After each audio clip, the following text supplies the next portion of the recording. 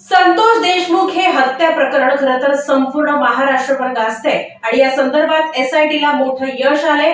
आरोपीने त्यांच्या हत्येचा जो व्हिडिओ होता तो डिलीट केलेला होता आणि अखेर हा व्हिडिओ मिळवण्यामध्ये एसआयटीला मोठं यश। मस्साजोगचे सरपंच संतोष देशमुख हत्या प्रकरणाचा तपास सीआयडी आणि एसआयटी कडून सुरू आहे। या प्रकरणातल्या आरोपींना अटक झाली। अनेक पुरावे एसआयटी आणि सीआयडीने मिळवलेत, परंतु काही पुरावे नष्ट करण्याचा प्रयत्न आरोपींनी केला होता।